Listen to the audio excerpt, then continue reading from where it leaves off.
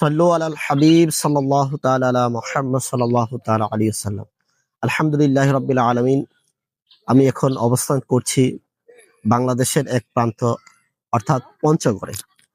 আলহামদুলিল্লাহ, দাওয়াত ইসলামী টেকনাফ থেকে তেতুলিয়া, রূপসী থেকে পাথরিয়া, পৃথিবীর উত্তর থেকে দক্ষিণ, পূর্ব থেকে পশ্চিম প্রত্যেক কোণায় চেষ্টা করছে দিন মাযহাব মিল্লাতের সুন্নিয়তের পয়গাম পৌঁছে দেওয়ার জন্য।